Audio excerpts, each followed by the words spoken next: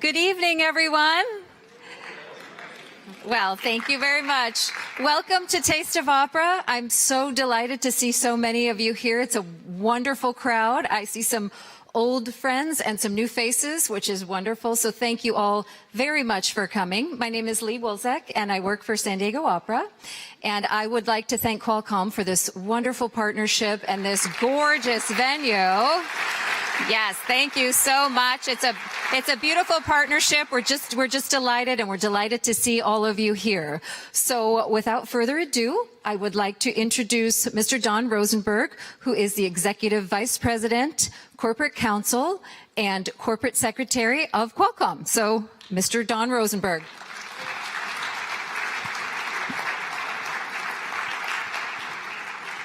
Thank you. So I'm actually the least important person here tonight. I just, though, want to say hello to several people, in particular the Qualcomm employees who have come here. I hope that this starts something new for you if you haven't already been involved in the opera. The reason I'm involved in the opera is because my wife is involved in the opera. Stacy is a director of the San Diego Opera. She was involved in the opera for several years, and she, among several other people, was, I think, a very important component of being able to continue the success of the San Diego Opera. So that's why I'm here. I have to admit I wasn't brought up listening to opera, so it's been a learning experience for me. But I started in New York, and I've continued here where I enjoy it much, much more than I did in New York. And I'm actually humming arias now, I find. And I actually turn on my little Pandora station in the morning, mostly to listen to Kiri Takanawa, who I think is just wonderful. She literally, it just goes right through me when I listen to her. And those of you who haven't been very much into opera, I highly recommend it. Just give it a shot. And as I say, it's a wonderful place to do that here in San Diego. In addition to the Qualcomm employees, I just want to, again, acknowledge Erwin and Joan. They need no introduction to this community.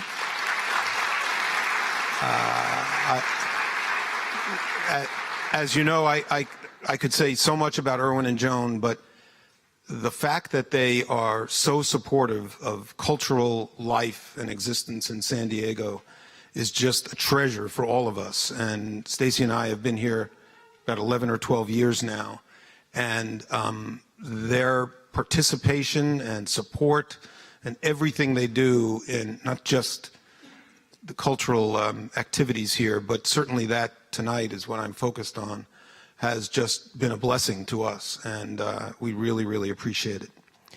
I'm going to stop now because any of the Qualcomm people in the audience know that I can have a habit of talking too much, so I'm going to stop. I'm not going to talk about anything related to Qualcomm or anything going on in Washington, where I seem to spend most of my life these days. But without further ado, I'm going to introduce the head of the San Diego Opera, David Bennett, who is going to get into much more detail on the program. And David, by the way, Stacy and I talk about this all the time. David has been here how long now? Almost 4 years, 3.5. Yeah. Seems less, but anyway, yeah. He's done a spectacularly good job, really spectacularly good job, and we really appreciate it. Thank you, Don. No, we got it. Thank you. So this is a conversation, so why don't we bring out our guests? We'll introduce them as part of the conversation. Jake Heggie, Frederica von Stade. Thank you, my dear.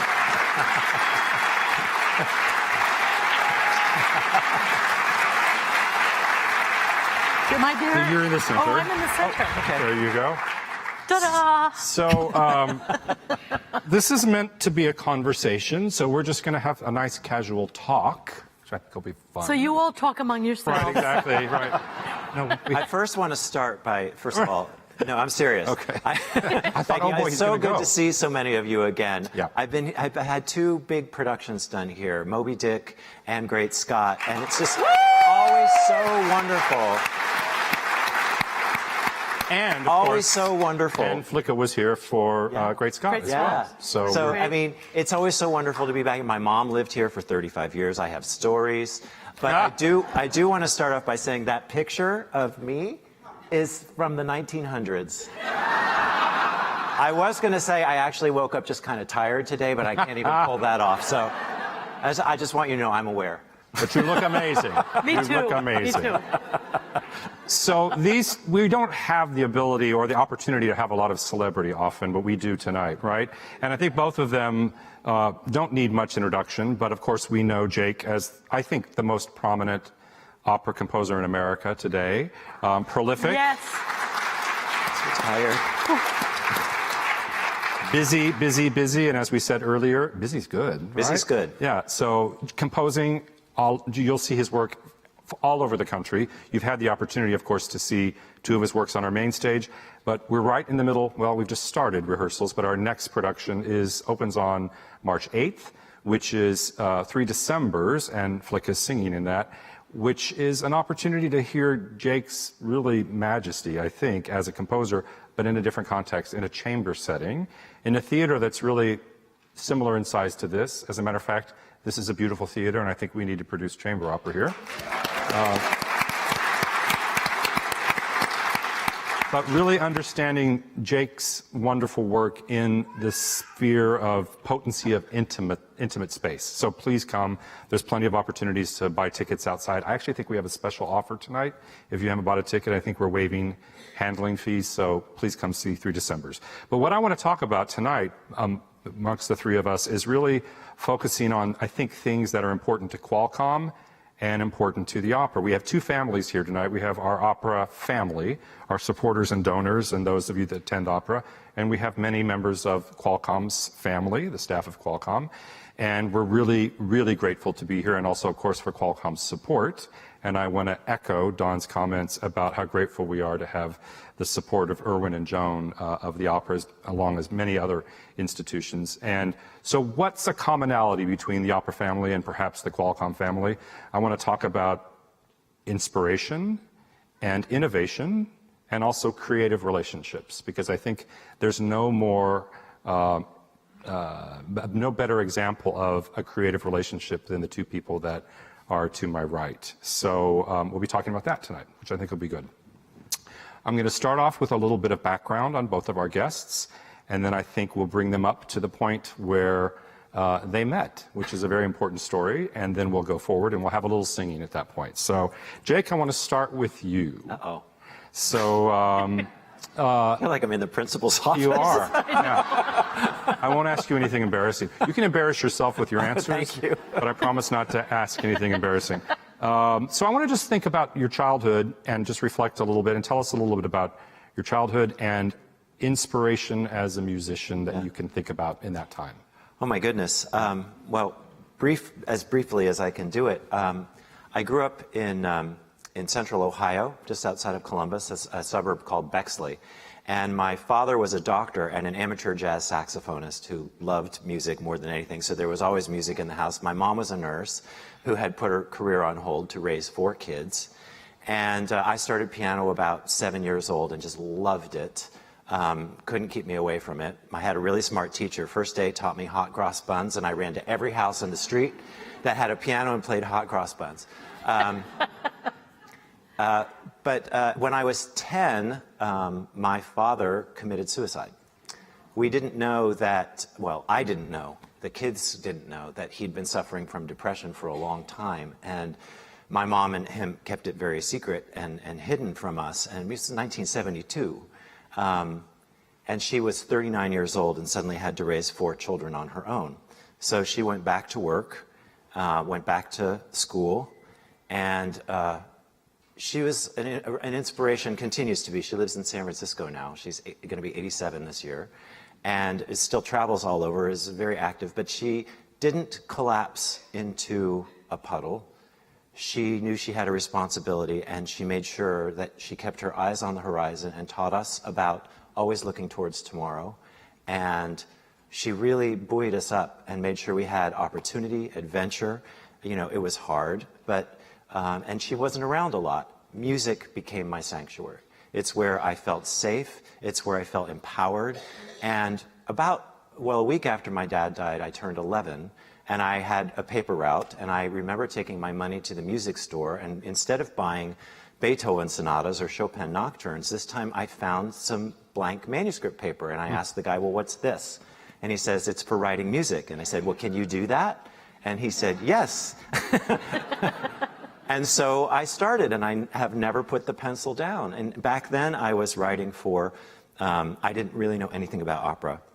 So I was writing songs for Barbra Streisand and Joni Mitchell and Carly Simon. And you know, if Barbra Streisand would have sung one of my songs, she could have really had a career. Too bad for her. Right. Anyway, and so I just wrote lots and lots of songs to my own texts, and I wound up studying with a teacher who showed me the, poems by Emily Dickinson and Whitman and said I could set those, and that was a new revelation to me. And then I started to get to know the great song cycles of great composers and their vocal music.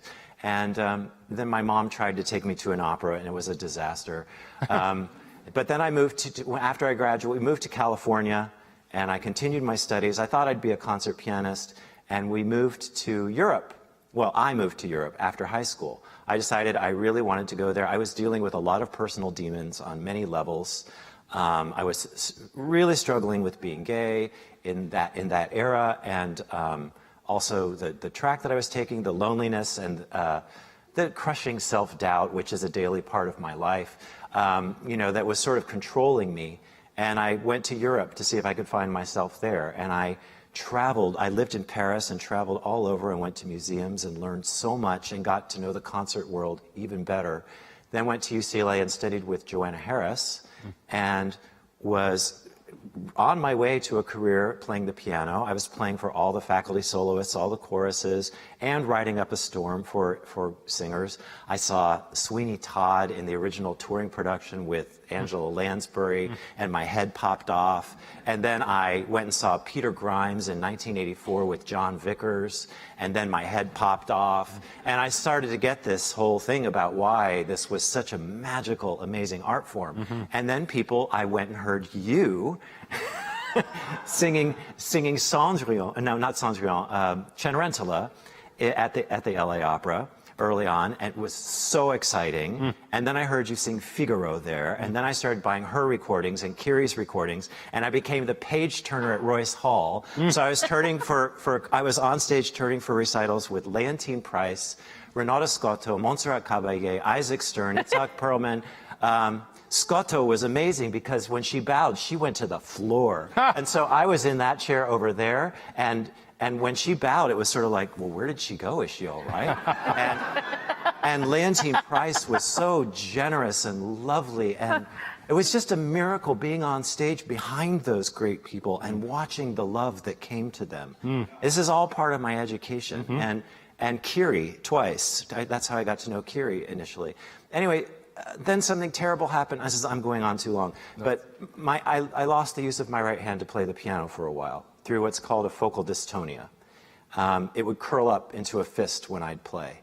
And so everything that I'd been building for my whole life and that I'd centered my entire identity around just seemed to disappear. And I felt like this immense failure, like I had disappointed everyone who had ever believed in me. And I didn't quite know what to do. I found a job at a concert series in Los Angeles, and that's actually where I first had my first connection with you, at the L'Hermitage Hotel. They had a private concert series that I ran for a while. And then I just had to get out of LA altogether, and I moved to San Francisco. I was doing re-education therapy, and I got my hand back after 5 years of working really hard. But I was completely out of the loop in terms of being in the middle of performing and being that person. So I got a job, though, at the San Francisco Opera in the PR marketing department, because I wrote really well about music. And the year that I got there was 1994, and it was, so 25 years ago. And it was just this amazing world. Every day, my job was to go to the San Francisco Opera and write stories about the people on the stage, the people behind the stage, the administration, all the different unions, the scene shop, and get that information out to the public and take artists to interviews and talk to them. And during conversations, inevitably, they'd say, so tell me about you. And so here I was taking Renee Fleming and Jennifer Larmore and Dawn Upshaw and this one to interviews, and I'd say, well, I used to write songs and things, and they'd say, well, I'd love to see one. And a door opened, and that's where we get to this part of the story. Perfect. So now it's your turn. Perfect. Actually, that's pretty amazing because, yeah.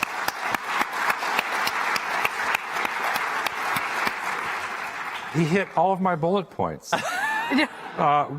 Composer who you studied with, pianist, your hand injury, press office, San Francisco Opera. Seriously, those are my bullet points. Well done. Rip it up. Yeah, exactly. But inside of there, you said a couple of things. I'm going to get to Flicka in just a second, but you talked about, sense of self and self-criticism and all. But I think that's actually an important part of being a composer, isn't it? It's an important part of being a human being. Yeah. First and foremost, I mean, forget, the creative artist part of it, but I do think it informs it. Because most creative artists I know have suffered some, really hard times in their past. And I think most great art is built around a sense of struggling for identity, who we are, how we fit in this world, how we connect to each other. If you look historically at great operas, The Marriage of Figaro is all about identity. So is Traviata, so is Rigoletto. It's all about identity. How did I wind up in this body, and this is my lot in life? And how do I deal with it? How do I get what I want? How do I get more of that or less of that? Or how do I get out? And those are big questions. Those are human questions. But I do think it is central to being a composer. Because I spend a lot of time listening, and it has to come through me. I think of myself as sort of like this channel through which things pass, but it's that's the part that interests me the most, I think. And that's why getting to know people is so important in the creative process. Absolutely. So you mentioned a lot of things about inspiration kind of along the way, just naturally part of your conversation in your past is telling us things that are sources of inspiration as you as an artist. Let's talk with Flicka a little bit. I can call you Flicka in front of people, can't I? I hope you will. It's much easier than Frederica. Well, right? Frederica, when anybody calls me Frederica, I think they're mad at me. You're in trouble. I'm in trouble. Right, so I'm in trouble. It has to be Flicka then. Has to be Because you're not in trouble at all and no one's mad at you. Not yet. Not yet. We just started We haven't rehearsals opened yesterday. yet. Right. So tell me a little bit about your early life. I know you were raised between U.S. and Europe to some degree. A little bit. And was music a part of your family? I sort of was the musical influence in my family. In fact, I used to drag my family into the living room and make them sit there, and I do not know what I did. But I entertained them and sang and sat on the piano, and I think they really were considering an institution for me. I just loved it. I always lived in a sort of a fantasy world. But my dad was killed in the war, and so we... You never even knew him, right? I didn't. He died just before I was born. And my poor mom just had this load of deep sorrow. And she remarried shortly thereafter, and we lived in Greece, which I will sing to you about a little bit later. And it was an amazing experience living in Greece. And then we moved back to the United States.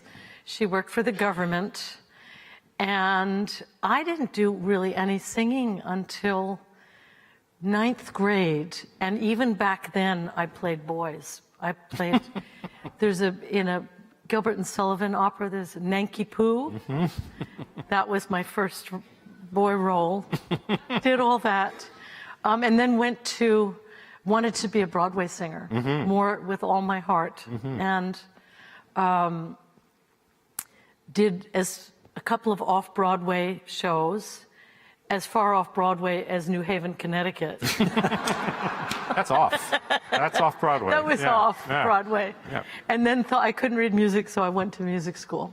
And that's the path towards opera? I could graduate from music school a year earlier if I joined the opera program. And where was this? This was at the Mannes College of Music. In New York, yeah. In New York. And my teacher there was this wonderful man named Sebastian Engelberg, who used to say, the essence of his teaching was, sing as though it comes from the bottom of your heart. Ah. That's what's important. Wow. And he said, you should go in the Met auditions. So I thought, oh, really? Come on. Me? You know, I don't even know an aria. But I did. And in the old days in the Met auditions, you sang quite many times, 20 times, and you kept moving up and moving up. And so in the beginning, I thought, oh, well, yeah, I'm going to win the first round. But when it got sort of closer to the end, I got invested. Did you learn the aria then? I learned the aria, Yeah, yeah. and it was really short. It's good to have a short aria. Yeah. And so I at that time, the Met had a lockout. It wasn't a strike, but they had a lockout. And I honestly think that's why I was able to slip in, is they had lost a lot of their small role singers, and so I made my debut as a genie in The Marriage of Figaro. Oh. Magic flute. Magic flute, Magic flute, yeah. And the reason they had girls doing the genies was because this was this wonderful old production that was Chagall, a Chagall production. And so the boys, we came in on this big swing that came from way above the proscenium. And the reason they had put girls instead of little boys is because the boys used to put spitballs down on the stage. You never did that. I didn't do that. I don't believe you. No. And so then I got a couple of nice roles at the Met and went to Europe and never kind of expected to be an opera singer. So you didn't put yourself on that path. The path just sort of was in front of you, right? No, it was like, this is hard. This is really hard. Yeah. And I still had that thumping heart for Broadway, and still do to a certain extent. Yeah. So it's been really, really, when I look back on many years and all I think of is this cloud of gratitude for having had a life that I never expected, and meeting someone like Jake Heggie, who is like one of the greatest creatures that God ever put on the earth, and my wonderful daughter over there in the opera, Kristen Clayton. It's just, I sort of wish that all of you who are so good to us opera singers could have a chance to be an opera singer for a day, because it is so much fun. It's so silly. I've spent my life playing a 12-year-old boy, way past the age of decency. That's so great. I want you to tell your story, because when she was in New York as a student, she worked for a temp agency. And you're speaking of your love of Broadway. Who did you work for as a secretary one day? I was a secretary for Ethel Merman. Now there's a story. Were you just a groupie? Or were you so fan-struck? No. I worked for a temp agency, and they said, this lady has lost her secretary, and we're sending you over there today. And then they said, who is it? And said, Ethel Merman. I said, and she, I think I took one letter that said, thank you very much for your nice note. I'm afraid I'm not free. That's all I have for today. Thank you. That was it. But I mean, and I'd seen her in Annie Get Your Gun like 5 times. Amazing. And Broadway in those years. Yeah, just it's very special. So what year did you make, if it's okay if I ask, your Met debut? 1970. So she is still singing remarkably, beautifully, wonderfully well. He's a you good are. guy. Yes, you are. He's a really good guy. So we had our you. first rehearsal yesterday, and I'm just kind of blown away. I mean, the first thing I said to you tonight, I'm like, I don't understand how you do this. Because as a former singer of a certain age myself, I know that, people struggle after a certain time. You don't. Yeah. It's beautiful. Well- it's still very expressive and gorgeous. And I'm also playing characters who were, well, last year I was in my 90s, so there's a little bit of You're not a genie in the cushion magic flute room anymore. there. You Right, know? yeah. What do you expect? Right, right.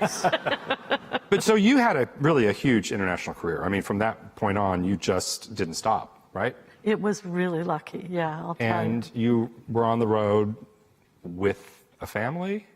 Hard experience, right? Fun experience, though. Uh-huh. I remember I was doing a concert tour, and I had just my Jenny then. And I was singing in Amsterdam at the Concertgebouw, and I know that they sent the general manager came to meet at the airport, and I had spit up on my sleeve and a banana hanging out of my pocket. And I swear to you, I saw this man turn around and walk away. He said, I just can't handle this. You know? So there were many events like that. But it makes life worthwhile, right? Yes, it does. That's wonderful. So your paths crossed. I guess what led to the inspiration of composing and your relationship as artists in San Francisco and Dangerous Liaisons. Is that correct? Yes. So yes. 1994. 94. Yeah. It was my first season at the opera. And you were in the press office I started in April in the press office. Yeah. And we were building up towards this world premiere. And so Flicka would come in and do things. And we had met briefly Yes. before. And we really hit it off. I mean, Yeah. we just liked each other. Yeah. Like, I mean, how weird that someone likes Flicka. How you know? weird that someone likes Jake.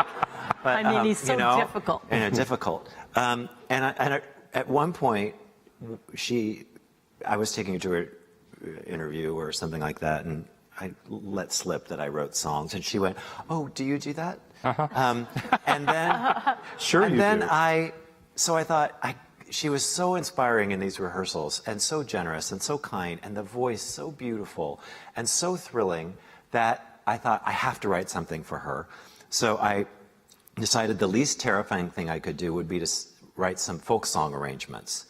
And so before, I think as an opening night gift for Dangerous Liaisons, I handed you my music, and I gave them to her, and with this slight look of terror, she said, "Oh, what are these?" You know, and I could see in the back, "Oh, goody, the PR guy writes songs, hooray!" You know. But He sure does write songs, doesn't he? But I went back at intermission, and she was plunking through them, and she says, "You know what? I'm going to come early the next show, and let's read through these together." Oh, nice. And so she did, and so did I, and we were in the chorus room and playing through them, and she's leaning over my shoulder and singing, and I'm thinking, this is about as good as it's ever going to get. And you know what? It pretty much is. Yeah. And just the magic of that moment. And then she said, "Jake, these are beautiful. You want to do a concert together sometime?" And I thought, yeah, I think we could do that. That would be... Let me check my schedule.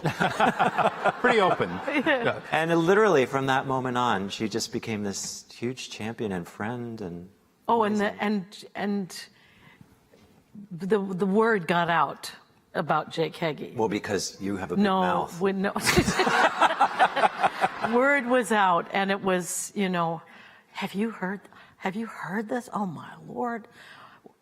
And it really, I can remember the moment of hearing these arrangements of folk songs. And it was, I mean, they were exquisite and very unusual, and made you think of every beautiful tune you'd ever heard. I mean, they were folk songs, so they were beautiful tunes, but there was the way that you presented them. It was, and the colors and the arrangements, I mean, it was... But Kristen was also part of that time, too. Yes, we were in the Kristen show was an together. Adler Fellow, and she was in Dangerous Liaisons. Yes. And you remember that time, don't you? I started showing songs to you. Yep. And then we made a demo tape so I could enter a song competition. Yeah, the Shermer thing. I had Flicka on my demo tape, and Kristen, and I won. Good credit. Yeah. So then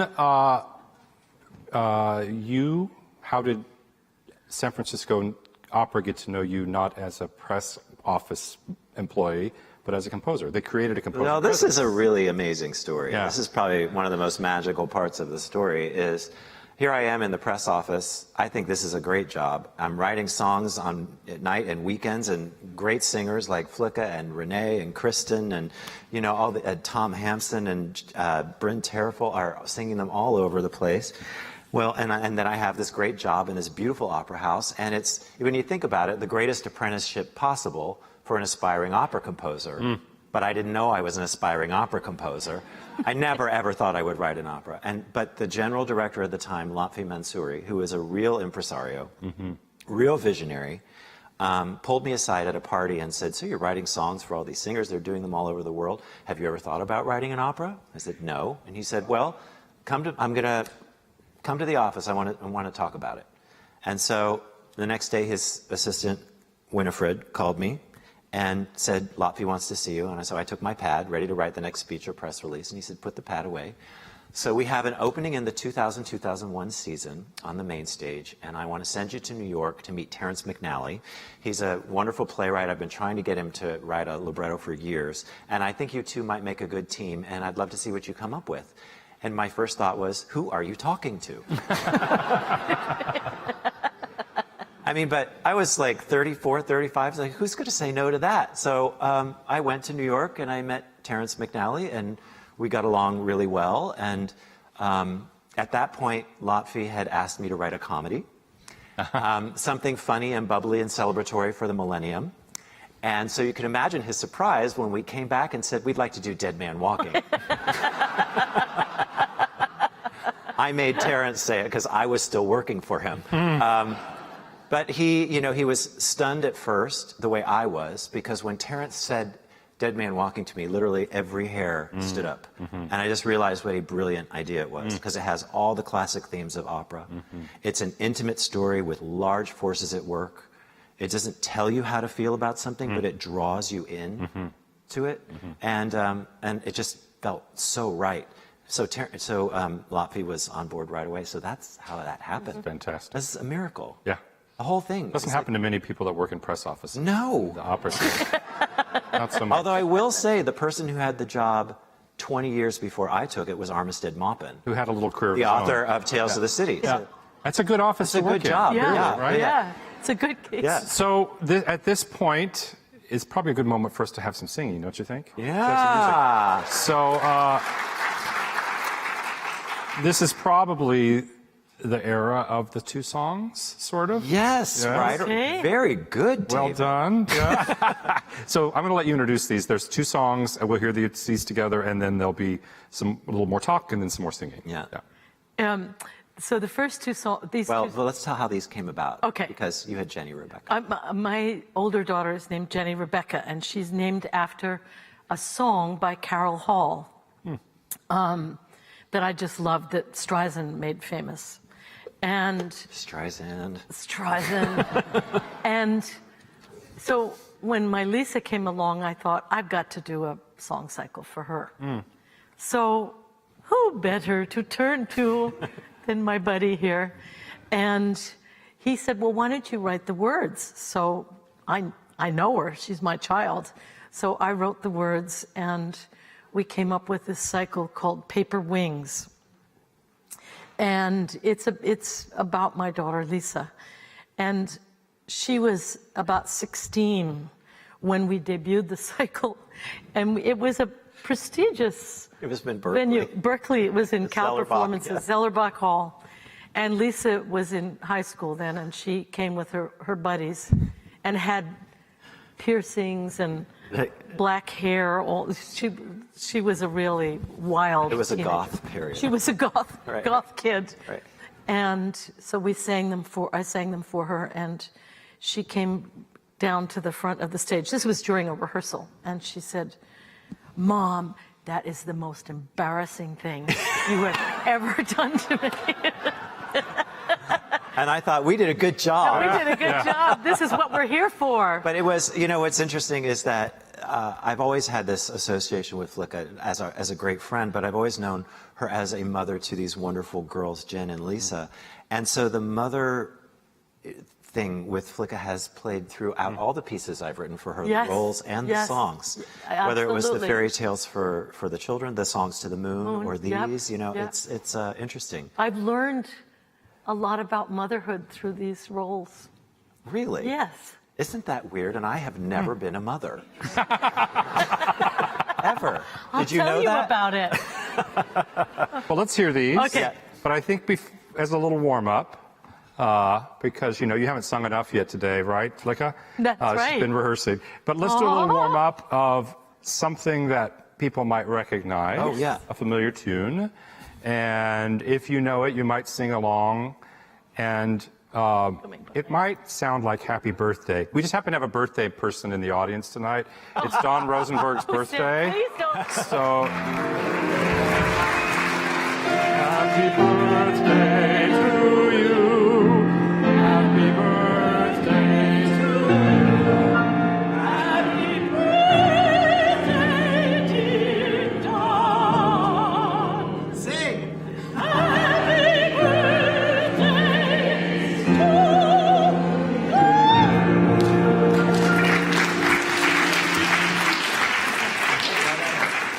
We had to sneak that in, Don. Sorry. Okay. Yeah. All right, now to singing. What's my first word? When I was young. Okay. Your favorite words, when I was young. When I was young.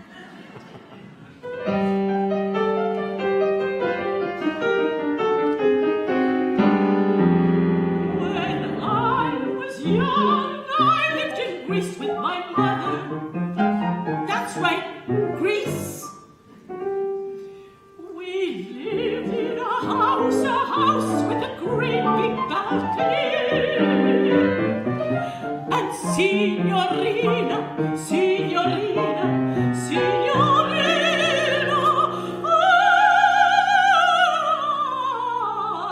was my nanny.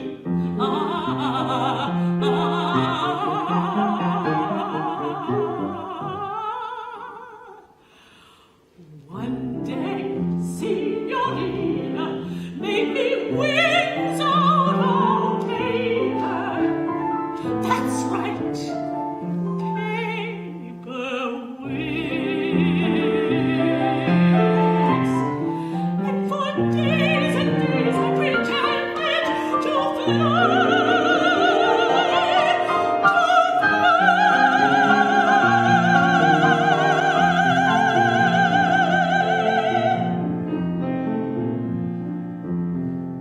Over the rooftops of Athens.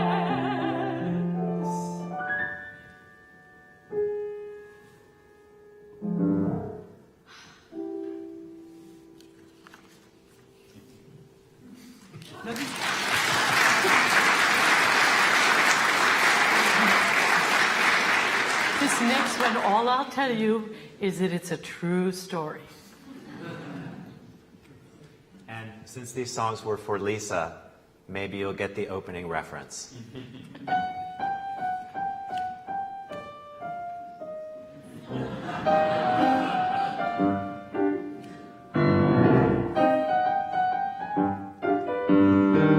My mother taught me to fly, not even knowing that she had done so.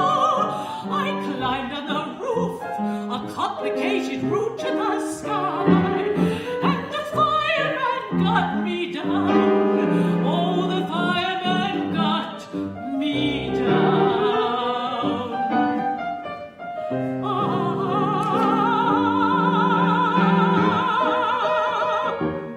Lisa was 8 when she climbed through a window out onto the roof. Oh no, when I saw how she'd done it, I nearly fainted. So I climbed out after her.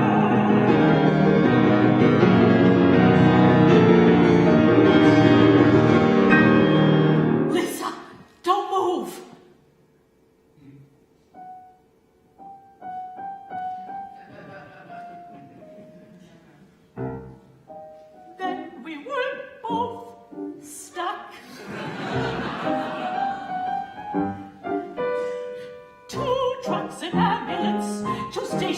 sirens of rescue teams came to our house, but the firemen cut us down. Oh, the firemen cut us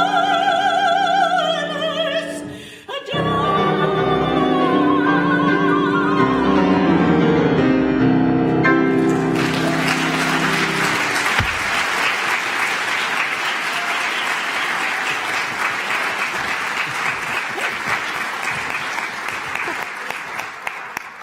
See what I mean? Still got it. It's amazing. It is. It's fabulous. Yeah. Great. So this, Dead Man Walking, first relationship together in opera, several operas composed together, several works that, of course, you've seen, Great Scott, which I think Flicka was perhaps an inspiration. Oh, yeah. Yeah. So I want to talk a little bit. I think Flicka is an inspiration even in the operas that she's not in, of course, right. She's been one of the great inspirations Jake, and muses and guiding Yeah. lights for my life. Yeah. And, you know, some people, when they're faced with a difficult situation, they'll say, what would so-and-so do? For us, it's always, what would Flicka do? Because the kindness that she represents is so remarkable, and the generosity. I mean, this woman works with all kinds of children from all kinds of backgrounds to help them have a better life through singing and music. She's gives and gives and gives, and it's always been this way. Yeah.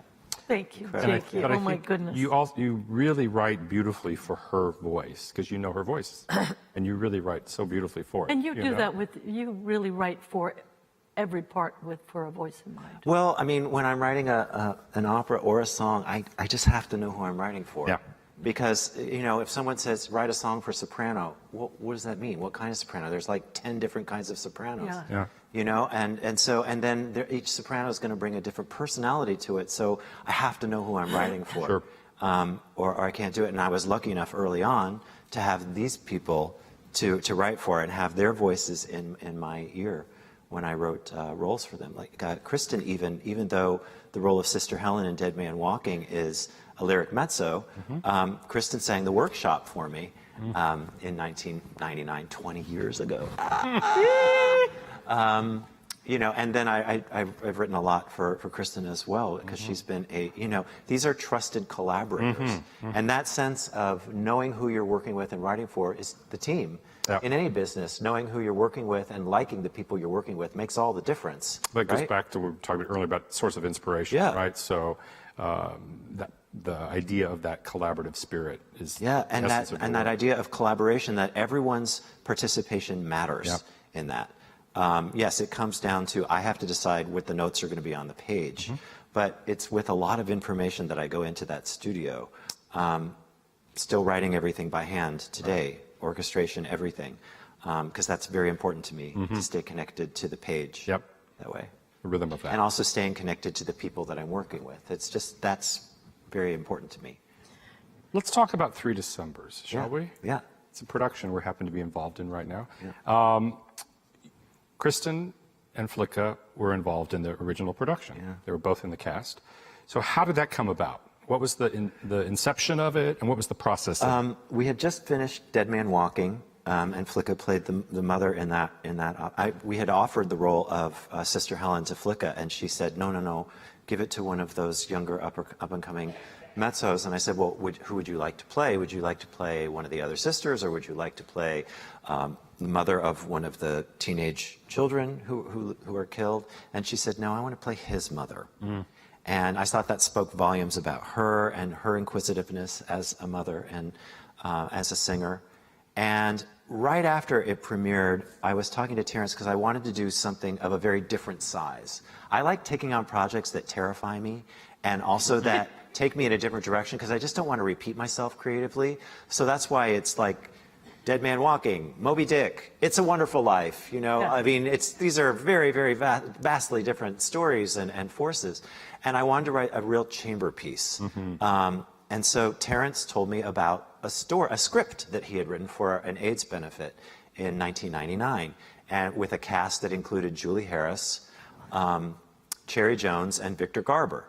And Julie Harris played the mother, and Cherry Jones and Victor Garber played the two siblings, her children. And it took place at over Christmases, over 3 different decades of their lives. And it dealt with the AIDS crisis, it dealt with other issues in their lives. And I just remember being really swept away by it. And I showed it to you right away. Yes, the Christmas letters. Yeah. I got it wrong. I thought it was Glynis Johns. It was Julie. Yeah, it was Julie Harris. Yeah. And we were both swept away with it right from the beginning. And I thought, well, this is the story. What's it going to be? And at first, we thought it was going to be a musical. And I grew up loving musical theater. I loved it. I still do. You loved it. Yeah. And still do. Terrence has written, books for musicals, and I thought, well, let's make it a musical. And because in the script that he wrote, Julie Harris plays a great theater actress, and I thought, well, if we're adding the element of music, let's make it a musical. So there was a point where Stephen Schwartz was going to write lyrics. He's a good friend, so he was on board. And all of a sudden, though, it started to grow. It started to become like 20, 30 people, cast, this massive cast. And then the whole thing fell to pieces.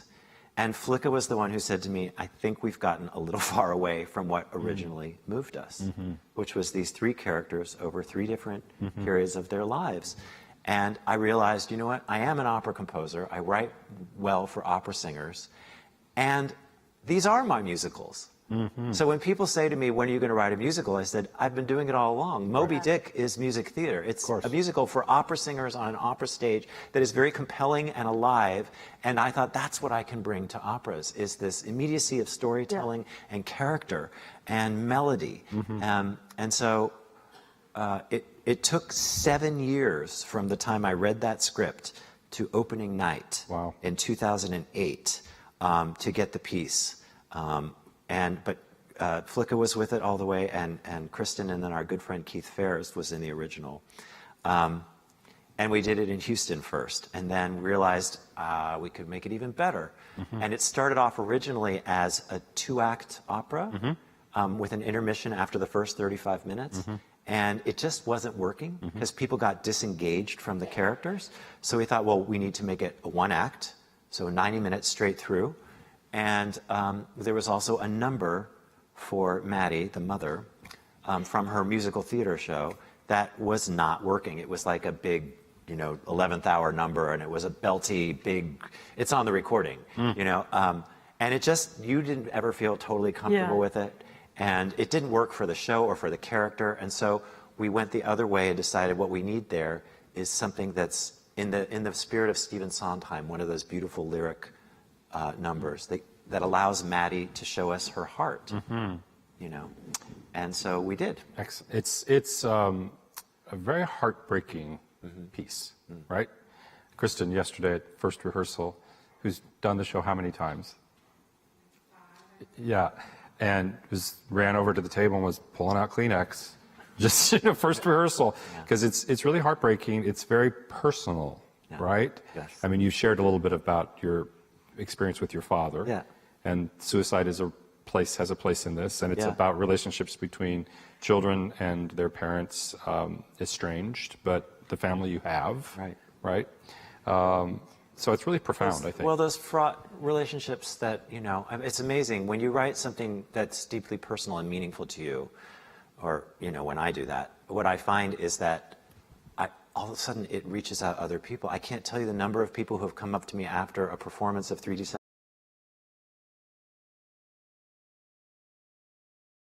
person is my mother, or that's just like my brother, or,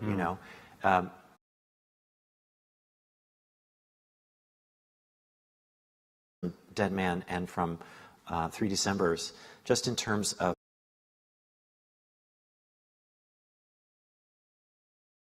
tell the truth. And anyway, it's gone on to have quite a wonderful life. Yes. Yeah. Performed. You've done it how many times? I've done it many times. Kristen and I have done it many times together. It's this is where I value it so much because it's another mother. And in Dead Man Walking, Mrs. Desrochers is a poor mother who there's no way she can control her life because of her situation. And I got to look at that with my kids at that time, and they were teenagers at that time, and thinking of, some of the decisions I made may have hurt them. So that was a lesson for me in being a mother. And then in this one, it's kind of being able to look at what it has been for my children, that I'm a performer and I'm a, you know, and I've been not home and out there and, you know, how do I look, you know, which is hasn't so always much- been ideal. And that's so much in this piece. Right. It's about this piece, and it's Well, it's also another story of identity and survival. And Right. what do you do? How do you rewrite the story of your life every day so that you can move forward? What are you going to leave behind? What are you going to take with Take you? with Because you. we all do Yes. that. Yeah. Every single one of us, we write the story of our life every day, and we pick and choose what we're going to leave behind. That detail is not going to make it, you know? And this is the version of my life I'm going to Right. tell today. And I think that was really key when Gene Shear was writing the libretto. Terrence wrote the story, but Gene Shear wound up writing the libretto. He also wrote the libretto for Moby Dick. Gene had to invent a lot of things. The father's suicide, the secret in the middle of the family, was not in the original script. Gene invented that. And he actually asked me, he said, is it okay if this is the secret? Are you going to be able to write this piece? Yeah. And I said, absolutely, Yeah. because it felt truthful. It felt right for the story. Yeah. But it was a long haul to get there, and it was one of those. I remember playing scenes for you as I was writing it, and you, and we'd all be in tears Yeah. in the studio as I was playing through these scenes because they had to deal It's with some very- very it's just- tough things in the world. it's very pertinent. It's very about our time. Yeah. It could be anywhere. There's the you know. beautiful, well, there's two things that I just was reflecting on yesterday. One is how much you love San Francisco, and because you feel it in the writing about San Francisco. Yeah. That scene that takes place on the Golden Gate Bridge, when the music is writing about, it's the wind on the Golden Gate Bridge. And even in the piano, you can hear how much you love San Francisco in the writing. It's really beautiful. And then there's a duet between the two siblings about a chair when they are reflecting the memory of their father. Right. And really, in effect, what the memory is what they're left with is the memory of the chair. And they've invented, of course, their own memory of this father who was absent in their life because he died, right? And very profound, simple, and very profound. And I think there's something about the chamber aspect of this with three singers and a very intimate orchestra that allows that. I think that's why it's devastating in a way, because it's very simple. Right. Yeah. So I think Simplicity is not easy. Yeah, absolutely. Yeah. But it's a very direct, honest piece, and I was very touched writing it, and it felt very true and real. Yeah. And I had to be very raw writing it. But it's interesting because is that woman? It's funny because my mother, after the premiere, she said, "I think there might be a little of me in Madeline Mitchell," and I said, "Mom, you're not a stage actress." She goes, "There's a little of me in Madeline Mitchell, isn't there?" Of course. And I said, "Maybe," and she goes, "Yes, go Madeline Mitchell." Yes, Madeline Mitchell is her hero. She said, because Madeline does something to survive, to get the family through, and to move forward in their lives. Was it the right thing? Who knows? But it's what she did to help them through. You have to come see the show. You have to see the show. Yes. And it's, this is, for those of you that haven't been to the opera here, we have our big operas that Great Scott was a part of, which happens on our main stage series down at the Civic Theater. But this is part of the second series called Detour, which is, if you think about what a detour is, it's on the same path. It's just a little bit of a different route, right? Along the path of opera, a little different route. So I think that's aptly describing it. And this piece is a great example of what we're trying to achieve on that, which is that sense of intimacy and the potency that can happen of expression in an intimate way. Exactly. Right? Yeah. And so it's really profound and wonderful, and you'll cry and you'll be happy about it, and it's short. So that's good too, right? 90 minutes. Yes. So I think we're going to end with some more singing. Make sure if you haven't bought a ticket on your way out that you do get one, because we have some staff that'll help you with that. But let's end with something from 3 Decembers. Yeah. And why don't you set this up? This is the number that we rewrote, and Flicka can set it up for you. What's going on in the song? Maddie writes her kids these awful Christmas letters every year, and they're sort of complaining about them in the opening of the opera. And she's saying, oh, I wish I could be with you, but, you know, here I am in Barbados, and, oh, gosh, it's just, you know, sipping a drink, and, oh, I do miss you, darlings, but, you know, just think of me. And she says, now, have I got a trunk full of dirt for you? I am been asked to sing in a musical, singing and dancing. You'll both come, and we'll all be together again. And so this is from the play that Maddie is doing. Yeah. So it's a scene within the opera. Right. And it's interesting because I've seen productions where she starts singing this song and you don't know that it's from the show. You just think that it's Madeline singing about her life. And it works that way as well. It's really interesting. Yes. And the reason the number works in the context of the show better than the original is it does give us a sense of Madeline's heart. And then in the room afterwards, you realize, oh, but she was acting. Which is also really interesting. Yeah. All right. So this is called Daybreak.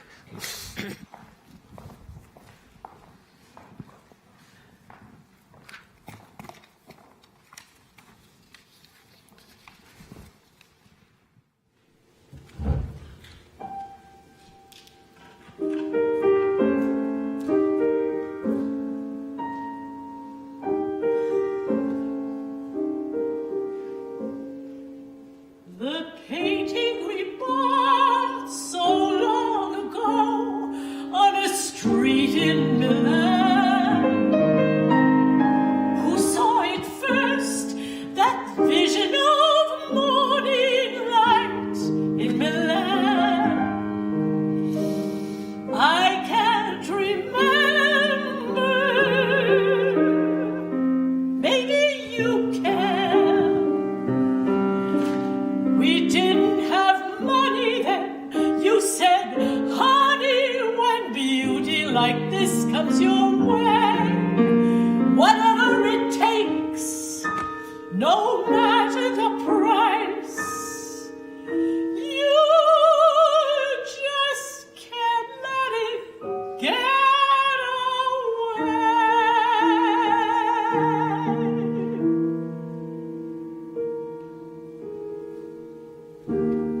No regrets, no more tears, no more lies, no more fears. I'm through with crying over you and mourning the past.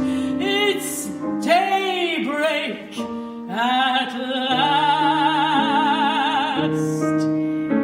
There's no sense of triumph, no sense of defeat. Now that it's done, we got to the finish line early, okay.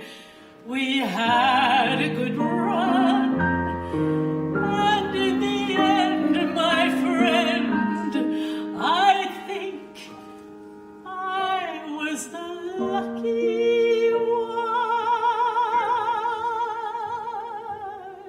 No regrets, no more tears, no more lies, no more fears. I'm through with crying over you and mourning the past.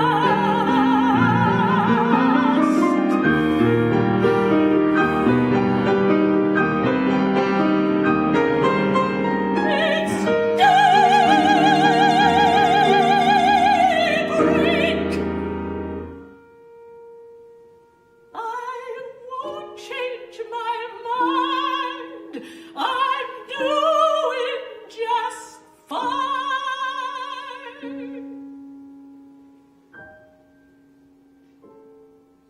And that vision of morning, the new light of dawn from a street in Milan, that will always be mine.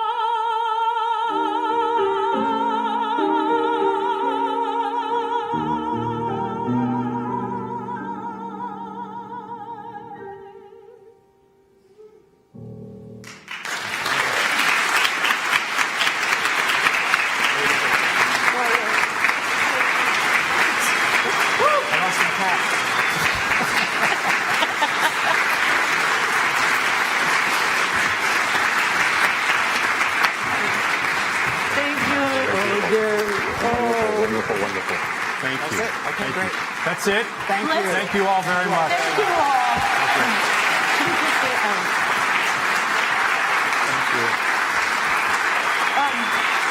Thank you all. He wants to say something. Yes. Thank you, Qualcomm. Thank you all, and thank you, David, for running a sensational company. Oh, thank you. That is, Fantastic it is so wonderful to be part of this company. There's just such an incredible feeling of support and devotion and deep, deep affection. Oh, thank So you. it's an honor to be here. Thank you. Thank you so much.